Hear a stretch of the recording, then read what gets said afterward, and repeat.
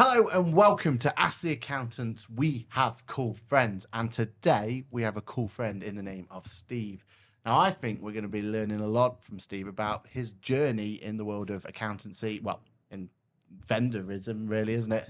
And how he's come to where he is now. And I'm really excited to dive into it. So, the cool friend that is Steve, do you want to give a bit of a background, bit of a introduction to yourself and go for there? Yeah, sure. So thanks, guys. Thanks for having me on the podcast. Sorry, and it's also nice to do it in Brewdog, where we're doing it over a beer. That's that is now my preferred method of podcasting over a pint. So for those who don't know me, my name's Steve Reynard. My background has always been tech, which I'm happy to go through today. But first in the IT sector, and then now in the accounting sector for the last 8 or 9 years. And where I currently head of partnerships for Employment Hero. Awesome. So let's start off towards the beginning then. So you mentioned their tech. So who were you working for? Any stories or anything from there? Yeah, I suppose the most interesting story is sort of how I kind of got my job in tech, which is sort of what's led to where I am today. So my dad was an engineer from Rotherham. You can probably tell by the accent, but he worked in the steelworks back in the day. And back when they got their very first computer, which was the size of a room, they needed someone to assemble it. And the management were like, hey, we're managers, we don't build anything. So he got called off the shop floor to build it. And then that was, long story short, that's how he became the IT manager.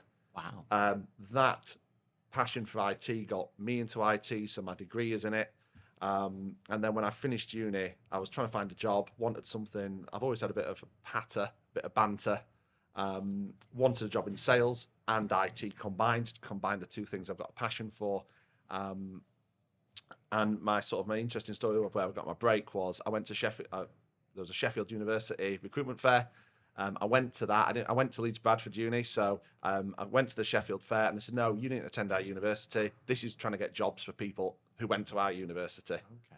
So a bit dejected. I was kind of walking back to my car, saw an open fire escape, and thought, "Well, you only live once." Snuck through the fire escape, and as I was shimmying my way past two stands, a company that was called Insight, which is one of the world's largest IT resellers, said, "Hey, what are you doing?" I came clean, and the guy happened to be the hiring manager, and he went, "That's the sort of person I want on my sales team. You're hired." Wow. No way. Wow. That's brilliant. So, and that is what's led 15, 16 years later to where I am today. Absolutely So- love it. How have we got from Insight Yeah. into accounting? And tech is the accounting world. Yeah, so my time on the tech side, day one, you don't see this anymore now. It's 2023. This doesn't exist. But there are times, I suppose, as someone who manages teams now, where I wish they could experience it for a day just to understand. Day one for me was, there's a phone book, there's a corded phone, ring it. And he was trying to sell a printer cartridge to a fish and chip shop. That was kind of like my very first ever sale. Was that. I was in that space for about 10 years, worked my way all the way up, went through all the change that came with that, and I saw all the benefits that came with that, I think, and that's the most important thing. So desktop to laptops to tablets, corded phones, cordless phones, the salesman's dream of that we all had, the wireless earpieces that were huge back in the day, but you thought you looked amazing walking around with them loudly talking. Saw all that change, and also the software, desktop, where you got maybe an update every 6 months, or you got one release every year, going to a SaaS model. So I did all of that. I got approached by had a great career at Insight, got approached by an app developer when apps were not something that people discussed, but big businesses were just starting to look at getting them. Went there and had a great 14, 15 months there, and then that was where the change came from IT to accounting. Right. I got approached by QuickBooks, who said, we'd love to have a conversation with you. We think your CV matches up with what we need. And I was quite honest with them on day one and said, look, I'm at the kind of cutting edge of IT. Accountants are a bit, quite rightly, risk averse. Yeah. I never want to think of my accountant or an accountant as gung-ho. Or creative. Or creative, or imaginative. Yeah, and I'd seen from my time in IT that, like when you looked at like Microsoft and who was buying the latest versions of things, the bottom of the pile was accountants. Wow.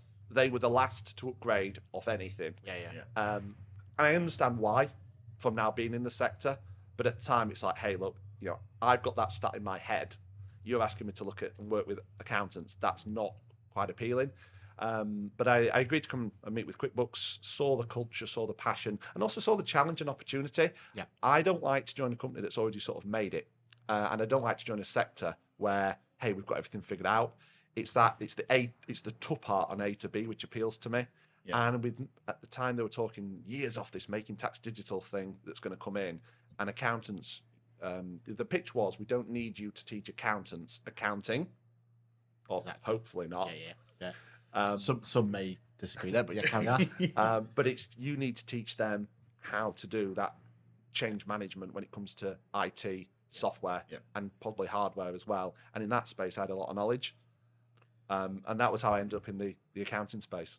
Yeah, and I'll always remember when you first joined, because I don't know if it was one of your first positions or what, but you came to Buffett, you came to our Absolutely, firm. Yeah, and I'll always remember, like, it was this whole idea that my account manager at the time was bring you along to Shadow and all this. I could definitely, just by the words you were bringing and like the conversation, the sparks there was definitely something there where, yeah, you had no idea what us accountants were going on about at the point. You had no idea, but you knew how to have a conversation with us and ask us the right questions. I think that's pretty much where your career's kind of helped you along, hasn't it? Yeah, it was my first week.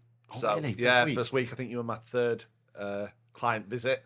And there were so many things back then that QuickBooks as that modern cool company had come over to the UK, and obviously their pitch was, hey, look, this is who we are, this is what we stand for. Yes, we wear hoodies. Yes, we wear trainers and t-shirts and jeans. And then obviously contrast that to a lot of the accountants I was going to at the time, and you could see that the person I was speaking to, who I'd booked the meeting with, suddenly you're meeting a partner level, and they're there in the cuffs with the white cuffs, the red braces, and in walks this guy in a hoodie, and I quickly changed to, I sort of kind of went for a compromise between the two of, I took off a tie, but I always tried to do a blazer in those early years. But it's seeing that change now that, from those early days and going into offices where it was CRT monitors, which probably most people listening to this won't. Some will remember, some won't. But that's the biggest change I've seen. Kind of like that was how it was, and 8 years later, this industry has transformed itself completely. It's been incredible as a journey. Like when you look around, like events, like we were at Digital Accountancy Show yesterday. If you went to an event 5 years ago, and you saw people in t-shirts, shorts, and summer dresses, you would have thought you've walked into the wrong conference. Whereas I couldn't spot anyone yesterday wearing a shirt and tie. Like there was no suits, there was no business wear for the women out there. They were all with their summer dresses on. They were dressed for the heat. Like it was, compared to my first ever QuickBooks Connect back in 2017, even it was phenomenally different as the industry has grown. And I think when everyone says, "Oh, accountants don't like change," I think the leading edge of accounting has changed dramatically in 5 years, just in culture of it's okay to wear a hoodie. It's okay to wear jeans and trainers to a conference. Like it has changed overnight compared to some industries. Like look at lawyers and stuff still. I mean, their tech hasn't changed, their processes won't change, they won't change, but actually we've been quite at the forefront of adoption of change. So I think you look at, again, down memory lane, back when you were there, it was Aston Villa was Intuit was shirt sponsor of Aston Villa. I always remember going to those events and stuff, and like you said, people would turn up there almost like they were dressed for work. It was suit and tie and everything else. And I know you've gave stories about like recent events you've done, and there's been nothing like that now, right? It is more casually, and it's more comfortable, right? And you can have those. It's more comfortable, but just as a kind of from vendor land, it's made it trickier to work out who's the accountant and who's not. Sorry. On day one, it used to be, you'd tell the sales team, look, it's easy to spot. If you're in a hoodie, don't talk to them, they'll be a vendor. Or if they're in a brightly coloured top, they'll be a vendor. But just talk to everyone else.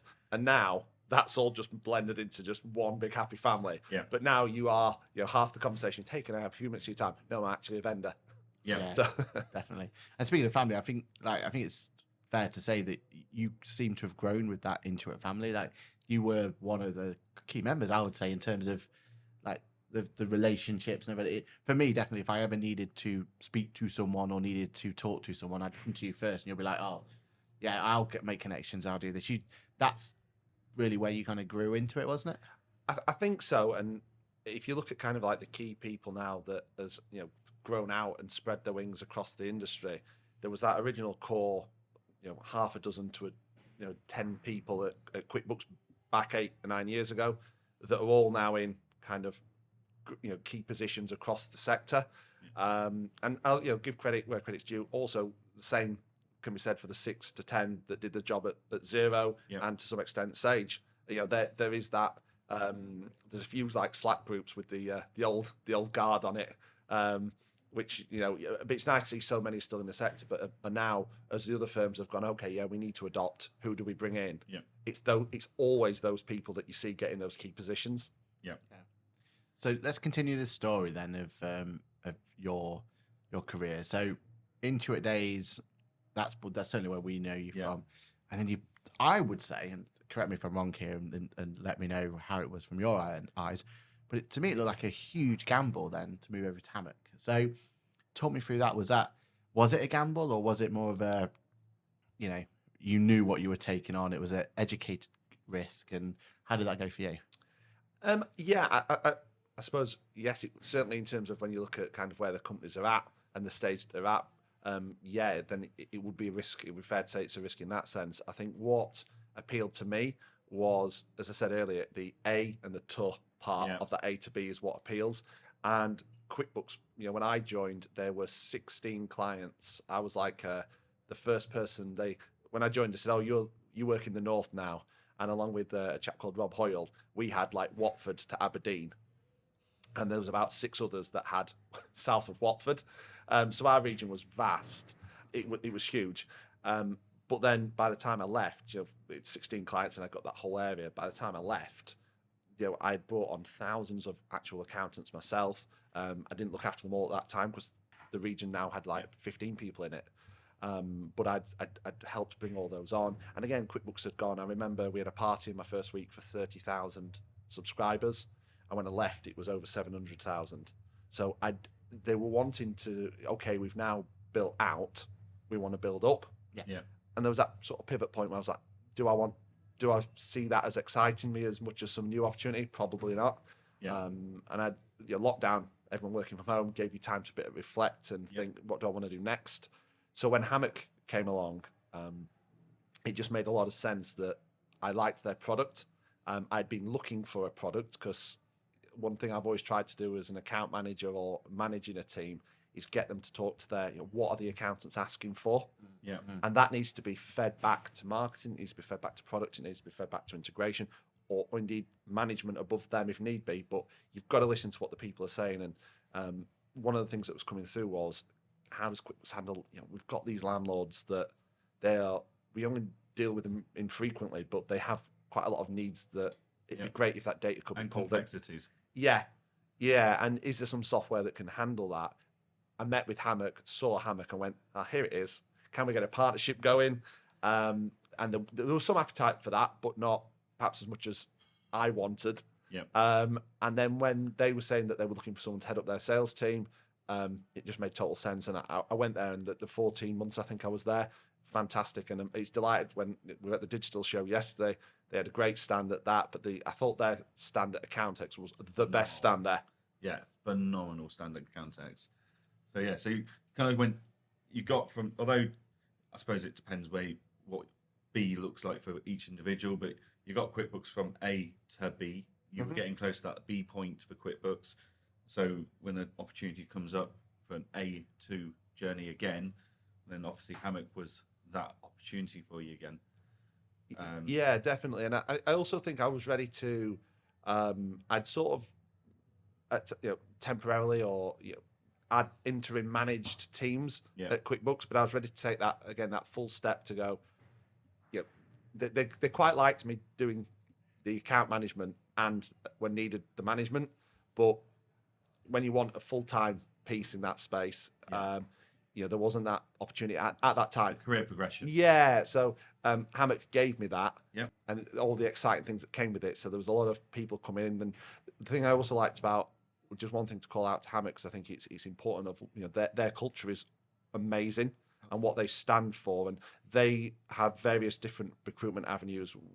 People in different sectors, diversity that don't normally get opportunities in this space. And they either have people on boards there, they have the founders are all in that space. So there were people coming into that sector. What I really liked is you were getting people coming in who knew kind of nothing about IT, nothing about accounting, but they had that hunger and passion, Right. and wanted to prove themselves from very diverse and different backgrounds. And that was a great opportunity if you're the manager of those to say, hey, let me coach you, let me show you, and pass on. Yeah. It didn't take long to pass on my words of wisdom, but just share with them what I've picked up. And I think that's tribute to them as an employer and something to be called out. And that fits well with you, right? Because you go back to that first story of you sneaking in the back door of the conference. Yeah, and I saw that as some of them sneaking into this sector. It's like, yeah, good on them. This is me passing that back. Yeah, love it. That. Awesome. So Hammock, it looked like it was a really good kind of career move for you. Like you said, you kind of took that next step of seniority, and it was working out for you. And then you've moved from there to Employment Hero. So do you want to talk about why? What drew you there? What is it that's exciting you there? Because that must have been a big draw to get you away from Hammock. You just said how, like you said, it was an amazing, ethos there, and you were really happy about what that was building there. So Employment Hero must be a huge draw to have got you interested. Yeah, and it goes back to what you had said about kind of the core people originally back in the day at QuickBooks spreading their wings. Yeah. So one of the key people back in the day at QuickBooks, Jules Trunkfield, she had moved over to Employment Hero. She was in a meeting, and again, she had been at QuickBooks a very long time, and if she was to move, it would have had to be for a very valid reason. Mm-hmm. And she phoned me out the blue and said, I've just been in a meeting. They've described what they're looking for someone of what they're looking to lead the partnership side in the UK, and and how they're struggling to find someone. And I just said, oh, you've just described Steve. Amazing. Would you have a conversation? And I said, look, I'm more than happy where I am, this journey that we're on. And they said, going back a few steps, when I was at QuickBooks, and they said, one of the things that now we've built out, we're going to build up. Step one of what we're going to build up on is we're going to launch payroll. And I had been assigned as one of I call the spade a spade. I'm quite loud. I'm a Yorkshireman. Yeah. I say what I see. I had been on that panel because they wanted that honest feedback. Yep. And the first thing I'd said right back in the day is it needs to be a standalone payroll bureau. Yep. Don't build it into the main product. Build it as a standalone product, and bring somebody in that knows what they're doing. Yeah. They're great at innovating on certain things, and other things. It's like, do you know what? If you want it quick in the time frame they wanted it, I didn't see how it could be developed themselves. It would always need somebody that knew what they were doing. Yeah. And so I'd been on that panel, and she knew that. And then fast forward all the way through to Employment Hero, who actually under the original before Employment Hero it was KeyPay. Yeah. I've provided that service to QuickBooks for their advanced product since its inception. She contacted me and said, look, have a conversation. You were so passionate about this back at QuickBooks. You can actually, and I never thought in a million years this would ever happen, but you can now actually be part of the person that's on the other side of the fence delivering it, which sort of kind of made sense. It sort of made sense, but then equally I was happy at Hammock. So I had a conversation, saw their vision. Again, very similar culture, very similar passion. Obviously a lot bigger in terms of over 800 employees now, Employment Hero. They've gone unicorn status, which again, but they're still not at that. They're still in the A2 part. They're not at the B part. Huge opportunity, really exciting. And there was also a few. I was also felt that with Hammock, there was also people that it's the only job I've ever left where the only one I've ever left where I didn't feel like I'd finished everything I wanted to achieve. Right. In my whole career, it's the only one that and maybe later down the line, who knows? But it's the only one I've left and felt there was work still to be done. Yeah. But I did feel that there are, the people that are still there. There was, James who stepped into my shoes, and other people they brought in. There are the right people there to make sure. I wouldn't have left if the people weren't there that I knew could make it see that success. Yeah. And there was, so that made it a little bit easier to move. But it was still not. It's the only job I've moved that, I suppose, with a heavy heart. But then I love the fact that now I've joined Employment Hero, the welcome I've received, it feels very much like QuickBooks felt back when I first joined them, that there's so many things where there's hunger, there's passion, everyone wants to help, but there's also that openness of, some things we know, some things we don't. Yeah. How do we get there? So it's got that scrappiness, which I love. I love that. Yeah. Yeah, because now we've got to Employment Hero in the career. Let's talk about Employment Hero, because the payroll market for software in the UK, let's face it, it has not been as quick and dynamic to adapt and innovate as accounting software, like bookkeeping software, the general ledger software. Okay, so 10 years ago, QuickBooks and Xero turn up on the UK shores and start modernizing general ledgers and various other aspects of filing VAT and stuff. When I entered the industry 6 years ago, I found QuickBooks. These are the tech guys. They've got the innovation. This is what I'm wanting. I want to be efficient. I want as much automation as I can get. I don't want to be sat doing general ledgers and journals and stuff. Yeah. I could not find the same solution, the same concept of a solution in the payroll market. Like, it was just not there. You had MoneySoft, you had BrightPay, which at the time didn't even have Cloud Connect. Like, it was just software on a computer. And then about a year in, I come across KeyPay. And it very much felt like, right, KeyPay have sent a missionary to the shores of the UK to convert the heathens that were the old-fashioned payroll softwares into the automated, modernized payroll software that we will now expect from the market, in line with our general ledgers. And I think it would be fair to say that perhaps not had it as quick and easy a win as they perhaps maybe thought they would have, because KeyPay were very successful in Australia. Yeah, huge. Before they came to the UK shores. And I think they kind of came in thinking, well, Xero and QuickBooks entered the UK general ledger market with this software. Yeah. We're doing the same principle from Australia, but with payroll. We could have huge uptake, real quick wins, quick return on investment here. Yeah. Happy days. And through no fault of their own, I don't think they got that. No, but I think the bit that the key thing for me is, if I was to flip this back to you, is what's the one thing that if you got wrong in all the services that you offer would lose you a client? It's payroll. Yeah, without a doubt. It's the one thing. Someone emails you or calls you or texts you or WhatsApp you these days at 5 o'clock on a Friday night. If it's a payroll matter, it's the one thing you jump to. Doesn't matter what you're doing, you resolve that problem, because it's putting food on someone's family's table. That's ultimately what payroll does. Taxes and accounts, probably wait till Monday. And could also probably be fixed. And easily fixed without any disruption of anyone even knowing. Yeah. Payroll going wrong, it is catastrophic, from our own reputation down to the employee who's not got the right money. Yeah. And it's actually one of those pain points that converted me to KeyPay in the end. Yeah. But yeah, I think the problem was the automation and the power of the technology. It was a challenge to communicate that to people that, for the price of the investment, to people that have for the last 20 years brought a payroll license at the start of the year, or start of the payroll year in April.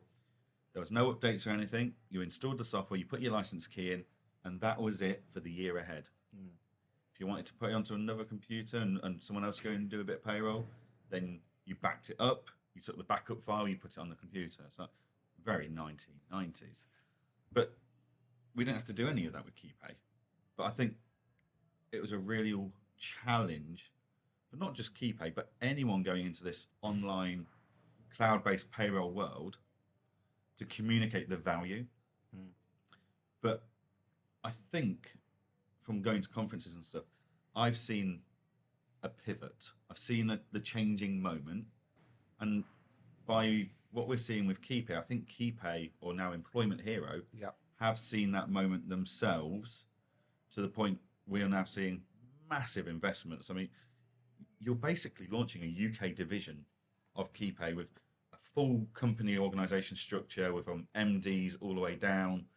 Like, it's not the missionary that was shipped to our shores 5 years ago. Yeah, certainly not. And it started on the 5th of March this year. We put everything under the Employment Hero banner. So KeyPay got retired as a brand and a name, and it became Employment Hero Payroll. Yeah. Some other brands that we had, Pension Sync, who we acquired as well, that's now gone from a brand to a feature. So it's been downgraded or moved, however, but it's now a feature of our payroll product. Which, to be fair, it was always a feature of the KeyPay product. Yeah. It kept having its own little stand at events. Yeah. And I always kind of went, that's the equivalent of, well, actually, Bright do it, don't they? Like, Bright have a stand for Bright Proposal, a stand for Bright Accountancy Manager, a stand for Bright Payroll. And that's kind of what KeyPay were doing. Like, here's your KeyPay stand next door to our friends at Pension Things. But it's just a feature. It's that realization of our message can't be we've brought all this under one if we have 4 stands. Yeah. It makes no sense. Yeah. Which is why that transition's happened. And the other transition that has happened, which is an ongoing one, which is what I'm overseeing, is we are splitting. And when we look at that investment, we don't just do marketing. We now have marketing for direct. So some large clients, they just buy from us direct. Yep. And that just used to come under marketing. It used to just come under implementation. It used to come under product. We're now having our own. Are you at the part working with accountants? So you're special. We're hiring specialists in marketing for accountants. Yeah, brilliant. For product, for implementation. Your role is just to work with accountants and bookkeepers and any payroll specialism firms to help their clients, because a lot of firms, and this is something that I'm telling all the new people that are coming on board, for most of the time, we are the marketing department for ourselves and for them. Yep. Exactly. Yeah. And I think that was something that happened at QuickBooks. I used to say it there, and it's something I used to say at Hammock. Marketing can never forget that we're great at telling them what we can do, and accountants and bookkeepers are great at telling each other what the benefits they get are. Yeah. They don't make very good salespeople when it comes to telling the client. They tell the clients what their own personal benefits are. Exactly right. And if I had £1 for every time an accountant has said to me, I've explained the benefits of your product to my client, and my client wants to pay me less in fees, I wouldn't be sitting here doing the podcast. Or we would be, but there'd be a beach in the background. Yeah. And, The beers would be on you. yes, the beers would be on me. That would be if I could change one thing I would say to accountants, just completely get that what your benefits of doing something are, but just always look at it from the lens, put yourself in your client's shoes, and what do they want to hear? They don't want to hear that it takes half as long to do something. It's what value does it add to them? Yeah. And there's lots of value, but they just need to pay. It's that communication piece. Yeah. And I think that value thing's important because for me, like, payroll is just one of those services as accountants that we have to offer. And as Johann rightly says, is one of the, and you told it, you pointed out to us, it's one of those that is so critical we get right. Accuracy is so important. We've got to be on the ball and everything else. And what happens with payroll, unfortunately, it becomes a race to the bottom. And it is just a case of how can we provide this service? And I know accounting firms where they're loss leaders, and it's loss leader because they just have to provide the service, and that's all they can do. Because without that service, you don't win the bookkeeping and the accounting contract, because they want it all in one roof. Yeah. And what I like about you guys is that value proposition. It's talking about, yes, payroll's going to be something that you're going to offer to your clients, but actually where you could actually make a little bit of a profit and you can actually make this lucrative for you and your practice are all of these other sweeties we've got in this jar as well. And I think that's the exciting thing with someone like you guys coming to the market thinking a little bit different, not just making it so we can do our payroll as cheap as possible, but going, let's start looking at payroll as a serious money revenue stream for your firm. Just going back to a comment you've made there, because you sell direct to businesses. How did KeyPay / Employment Hero find difference-wise between selling the product to businesses directly Yeah. versus selling to accountants. Like when you sit there and say, "Oh, accountants always say they've explained it and they don't see the value." I'm going to go out on a limb here and say, you guys weren't struggling to sell direct, and actually the hardest sell was to sell to the accountants to get access to their clients.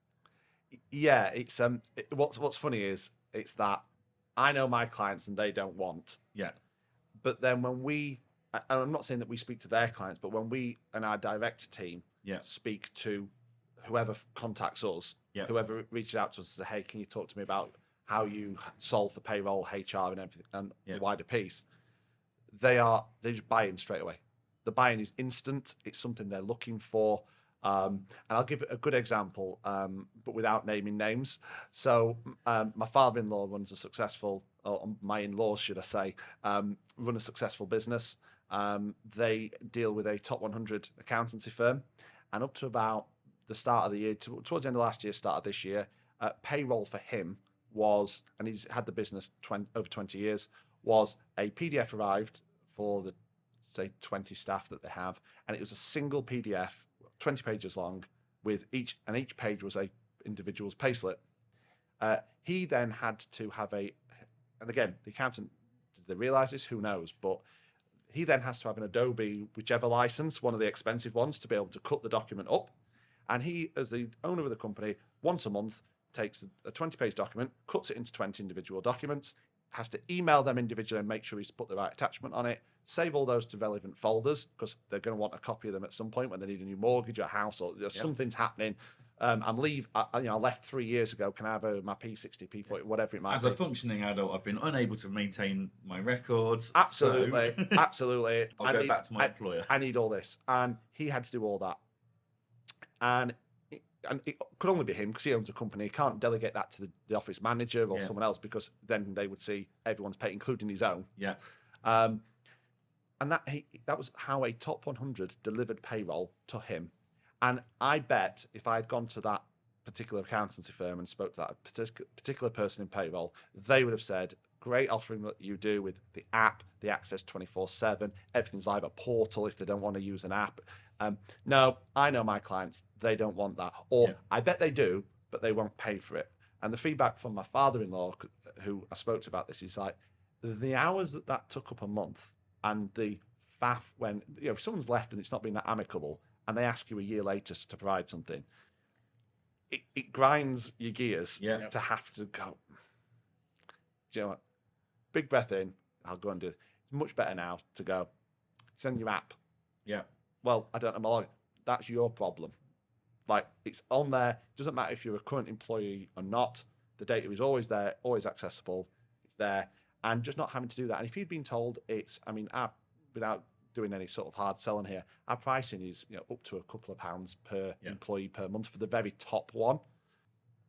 So again, in his case, let's take the very top one. He didn't need that. Hey, it's going to be £40 a month if you never have to deal with that. Yeah. You don't need that Adobe license, which is probably about £40 a month. But you don't need any of that. And more importantly, you get a couple of hours back a month. Well, I can tell you now, he values his time at more than £20 an hour. Yeah. Yeah. And also, he doesn't have to be making sure that he's always around on that particular day. Yeah.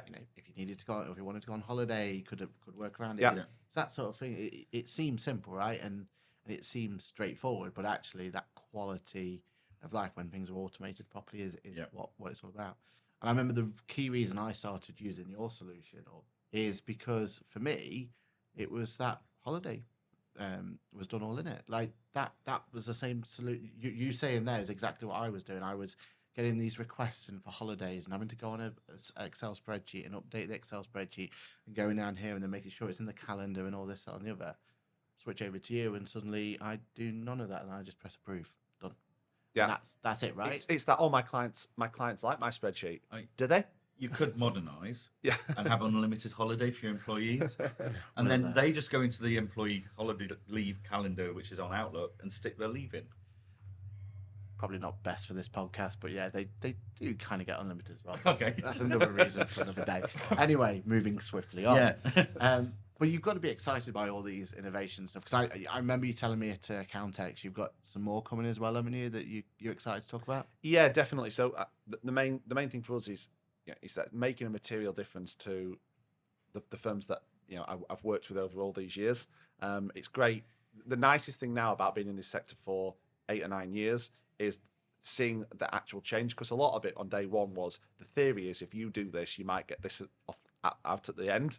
And now 8 years, 9 years on, I've seen those people say, hey, look, I've got 5 years to retirement. I'm going to change my firm, digitize it, and then they've sold it for a much higher multiplier than they would have done. So I've seen that. I've also seen people go from startup to look where they are now.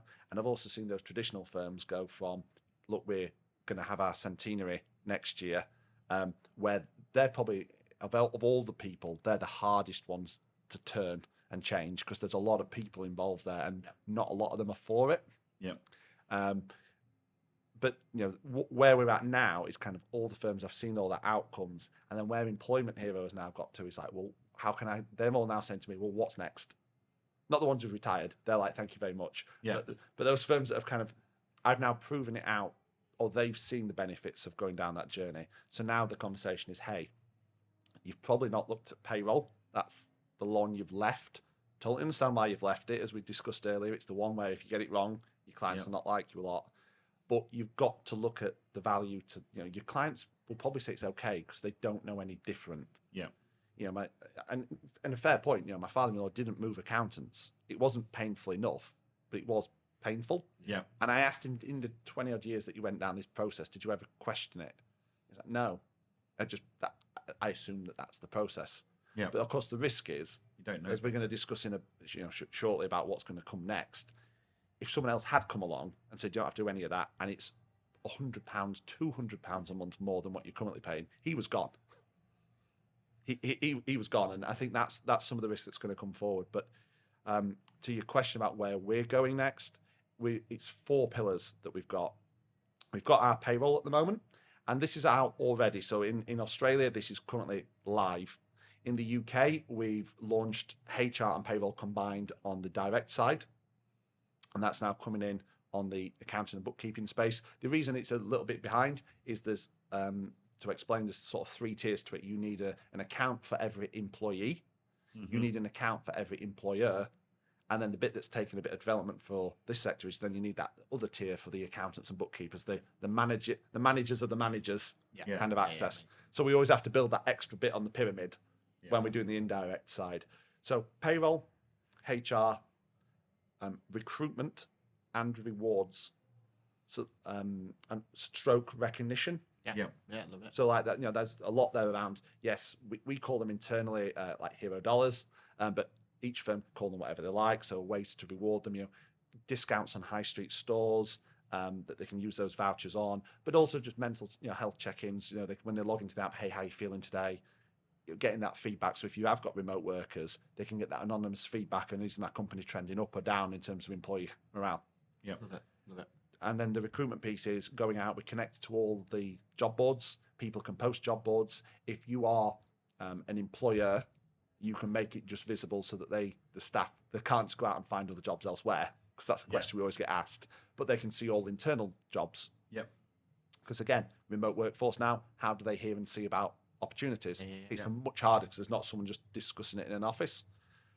So all the recruitment piece, the hiring, the applicant tracking, and all of that piece is in. So it's literally go out and find an employee, send them a link which takes them through the onboarding journey that you've set up in the software. So again, there's a lot of automation there. You need to watch this video, you need to tick this HR document, you need to submit this, and then all those documents are easily accessible on our app, the app's called Swag, which is what's bringing all these 4 things together. Then once they're onboarded, all their HR needs, so leave, any absence, performance, how they're tracking to targets, goals, metrics, anything they want to see. Simple thing like a company org chart. Yeah. All of that in there, right through to timesheets. So, and all these things can be turned on, off, customizable. Yeah. And then the final bit, of course, which is what's most interesting is, and where I see the big changes, I think a lot of that, if not all of that, some accountants will offer some of that HR bit, but most of that will be done by the employee and the employer. Take, for example, if you've just joined the company, you get a link. Please fill please fill out your details so we can pay you. Yeah. That person will make the time to do that. Certainly will. And in doing that, that sets them up on the app.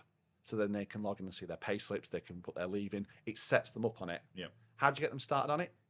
Tell them that if they don't fill it in, they don't get paid. Yeah. That gets them on it. But then that's automatically flown all the way through straight to the payroll. Yeah, exactly. You then in managerial have put in their salary. That's gone straight through to payroll.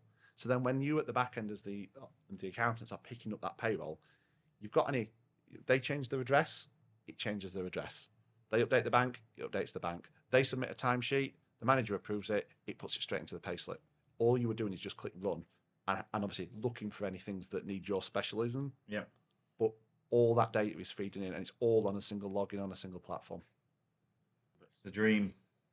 And that's why you've been using it for so long, right? Yeah. So we went cloud-based with KeyPay for payroll 5 years ago now, I think it was, because as most people have heard the story, like one December night on a Friday night, there was a problem with payroll. The payroll software was on the computer in the office. That's a 5-mile cycle away. It's rainy and snowy in rural Perthshire in Scotland in December, and I had to cycle 5 miles in, 5 miles out to fix what took 2 minutes on the software. At that point, I refused to use desktop software anymore and solve the problem with cloud-based software. But then, like we were saying yesterday at a session we had, my firm provides over 180 payrolls a month. Probably a third of those are weekly. So we are knocking out some high volumes of payslips. I've got one person that spends 75 to 80% of their time on payroll. You go to other firms where they've got maybe 200 payrolls, and they've got 2.5 employees working on those payrolls because they're using software that's not got the automation that KeyPay brings into it. Now, yes, I spend a significant amount of money every month on a license on my payroll software with KeyPay or Employment Hero now. However, when and that's always been their biggest, hardest sell. I pay £600 a year for this software. Why am I paying you £600 a month? But actually, when you then take into account, I can get rid of 1.75 employee hours and refocus them on something else. Well, what's that saving me? £3,500 a month in wages. So if I take that saving and I take, compared to my the cost of the software on a monthly basis, of course it's madness to stick with a £600 a year license, because I'm saving £3,500 a month by spending £900 a month instead of 20 quid a month. And that's before you've even gone to your clients to say, hey, look at all these features. Do you want them? Yes or no?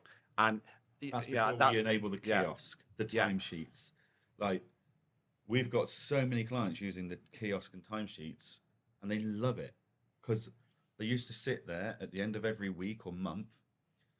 Everyone would hand in slips of paper with their hours on. They'd have to go, let me just check that I'm happy that they did finish then. Is that when they clocked out? I can't remember. Then they'd have to input it all into a spreadsheet, double check it all, send it to us. We took those numbers and put them into the payroll, and we press submit. Whereas now, they log in to Employment Hero, they look at the hours, and they go, yep, because they've used the kiosk to clock in and out, so we know they've used their password to get in and out and do it. They authorize it all. All those hours are inputted into the payslips for us. So we're just checking, as you said, for this speciality bit. Is there sick pay? Have they used too much holiday? Is there been a change in a date of, have they passed a birthday anniversary or something? Is there a reason the wage rate should change or something like that? We do all of that good stuff still, and we still advise on the maternity, paternity pay and all that good stuff. But actually, we've now got more time to spend doing that advice. We can now support more clients and spend more time advising and explaining what maternity and paternity pay is. You've got someone on long-term sick, here are your options. Whereas beforehand, it's these are the basics. If you want any more details, here's a link to the website, the government website. That won't help you at all because it's all convoluted. But I'm sorry, I need to get your hours. I need to sit here and type all these hours in, otherwise you're not going to have your pay slips in time to pay someone. I know what my clients value more, and I know what does my profit line better, and it's not 1.75 extra staff members to save me £900 a month. Yeah, absolutely. And that's, would you like a job in sales? No. No, I don't like targets. But yeah, like, it's trying to explain that value to someone who's been paying £300, £600 a year for payroll software. Because in their mind, they're looking, this payroll software costs this much a year. This one costs this much a year. They're not looking at the bigger picture. And that's really important. Yeah. But at the same time, while they're not looking at that bigger picture, I can swoop in and go, well, for a very similar price, I can do all of this. And, oh, you're using time tracking software. What's that costing you? 40, 50 quid a month? Wow. I've got this built in. You want a kiosk for people to clock in and out? Not a problem. You've got an iPad somewhere? Yeah, I'm using iZettle on my shop till. It's like, right, we're going to put this app on. They're going to clock in and out. It's just so easy, and the clients love it. Because most of your clients want to be efficient. They want to be time-saving. They want to be seen as tech-savvy and modern to their employees. Because it's an attraction to the employees. And just to, like one of my friends, one of my close friends, has a micro pub, and he has lots of he's I can see why he's your close friend. Yes, yeah, craft beer, Sheffield. Was he as close before he had the micro pub? He became closer. Yeah. He moved up a few points on the league table, but it's what things can you do when you have these things in place. And one of the things for him is running the micropub. He has students. Yeah. And students never want to work the same hours every week, which is a nightmare. And again, he would spend a couple of hours every Sunday trying to do the rotas for the week. Now he just shares, again, through our product, shares the data, and they can just select what hours they want to work. But then one clever way that he's used it, and it's the first time I've heard it, but I'm sure others must do it, was he was having this problem that a couple of his staff, and his staff are on the whole great, but a couple of them were 7 minutes late, leaving 6, 7, 8 minutes early, and which is fine, providing everything's been done. Yeah, like the full clean. But then the next day you come in and the chairs haven't been turned upside down, or or something hadn't been done. And it's like, how do you address that without you don't want to lose the staff because they're okay, but they are at times. There's a little bit of cutting corners. Yeah, and because of course if they're 7 minutes late, and it means the other person has to stay another 7 minutes for the handover. Yeah, particularly if it's a lunchtime to evening shift changeover. So he just then linked the payroll. They're all on the same hourly rate. So he just linked the payroll to the kiosk. And then people started getting different pay amounts. Oh, okay, yeah. And when queried, he didn't say anything, just changed it. Yeah. They've all got contracts to tell them what they're paid per hour. Yeah. And then obviously, then a few of them say, hey, why is yours? And we're not talking large sums. Why is yours 20p different? 20p. Why is yours a cost of a pint different? Yes. Yeah.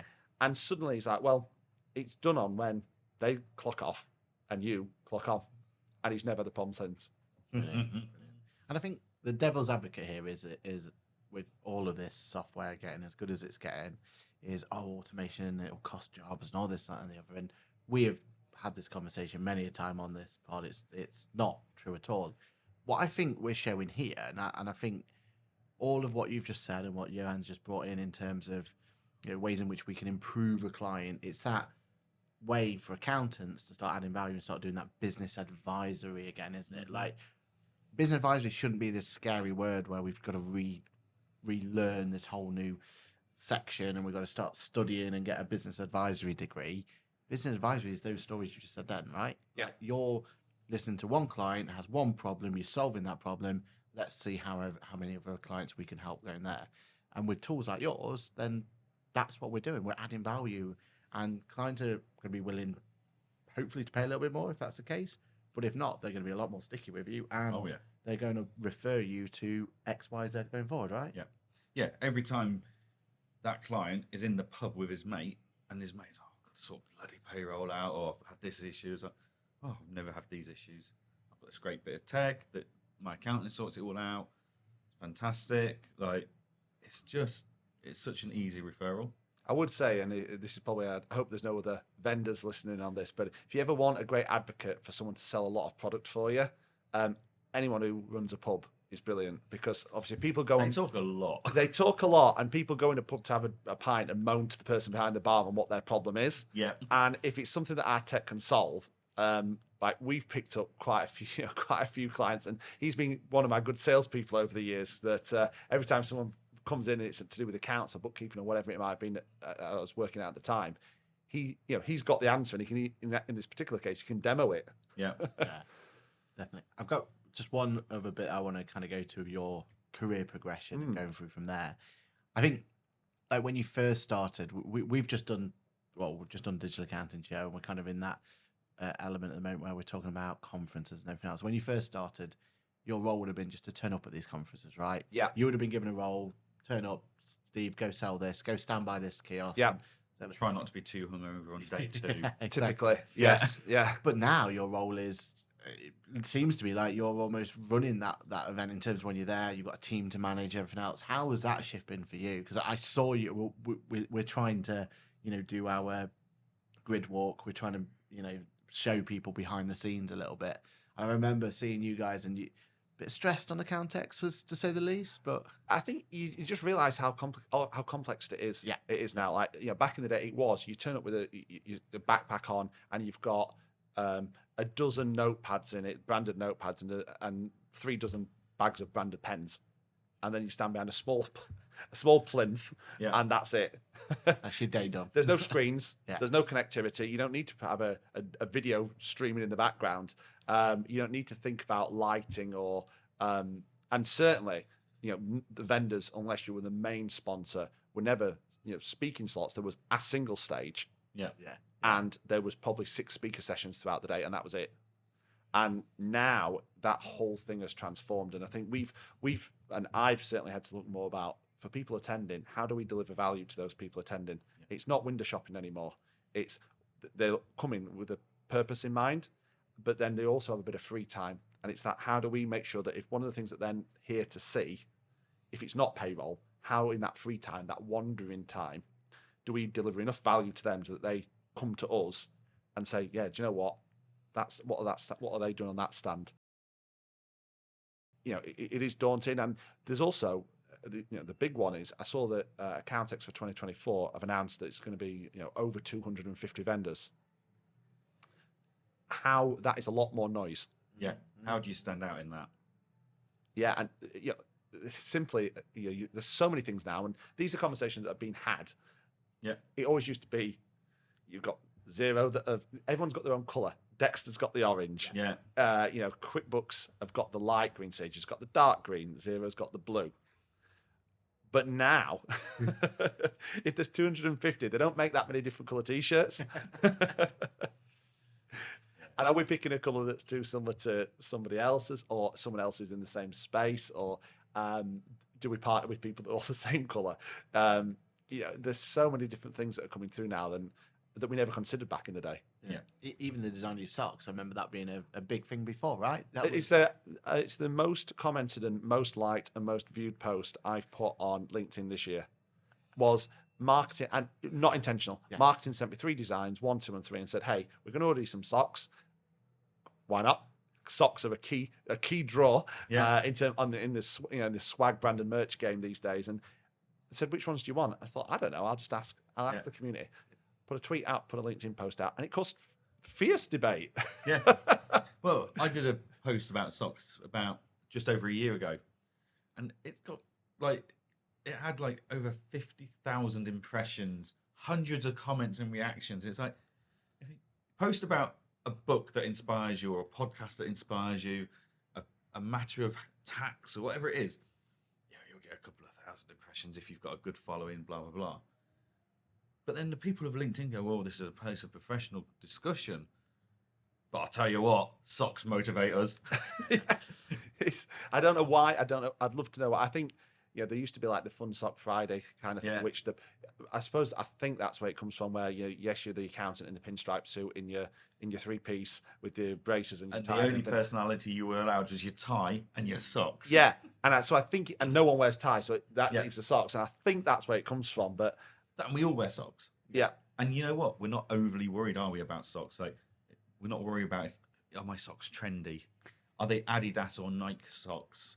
We don't care about the brand of the sock. brighter the better for me. Brighter, Yeah. more vivid the better. That's it. Like, brighter the better. Like, I always like QuickBooks ones because they're quite I thick, was so they're gonna good say, for winter. One of the things I wouldn't wear the 0 one, but you know, each their own.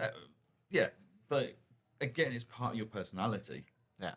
You know, and yeah, I think it's incredible what Swag's done for the industry and how excited people get and how much money is now spent on it.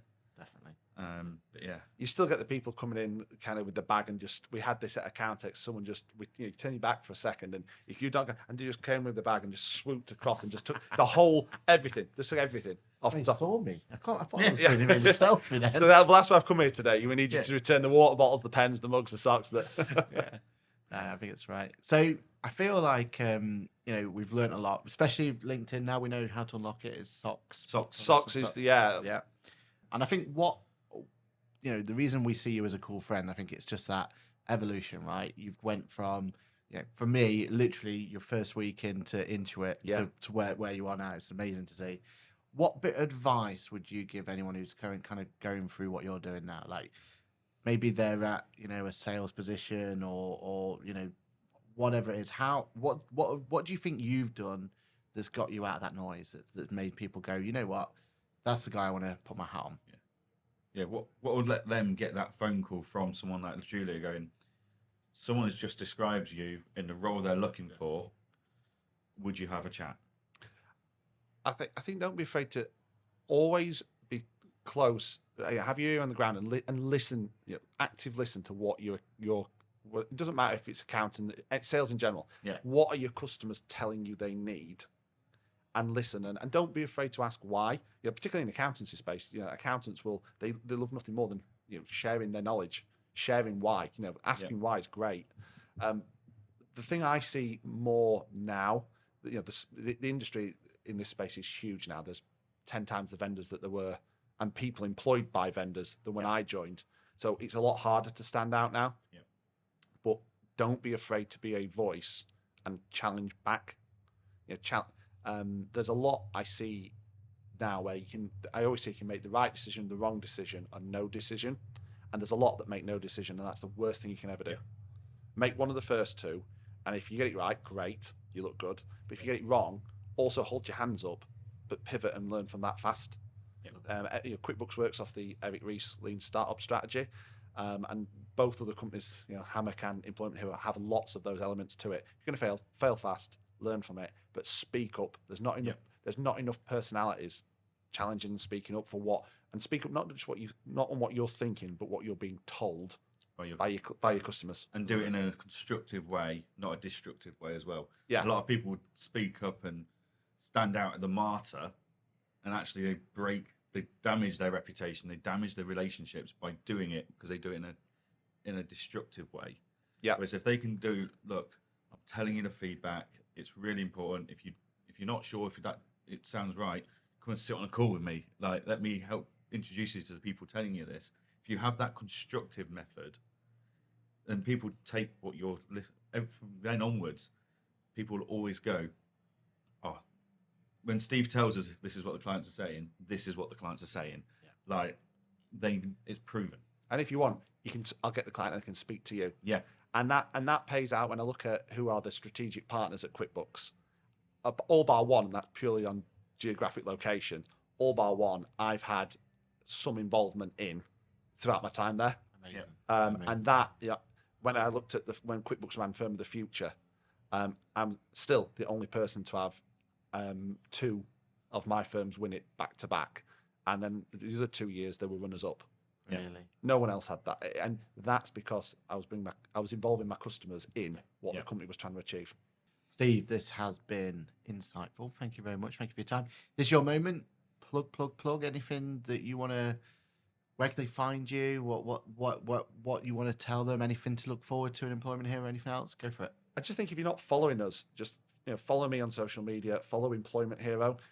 We are on the cusp of announcing a raft of changes. As I said, it's going to be HR, payroll, recruitment, and rewards, all brought under one banner by the end of the year, is what we're working towards. And if you want to be part of that journey and obviously achieve the success that you've achieved, the stats that you shared earlier, Johann, around what it's done to your business, just get in touch with us. Love it. Thank you very much. Thank you, Steve. It's been brilliant. And that is it. That is Ask the Accountant. We have cool friends. And as you can tell, the bar just keeps getting bigger and better, doesn't it? We just keep getting the cooler and the cooler friends. So, Steve, thanks again. Thank you very much. And if you ever want to see any more content like this, then don't forget we go live every single Monday at 8:30 a.m. and we'll have more cool friends for you to listen to as well. So, bye for now. Thank you very much. Bye, mate.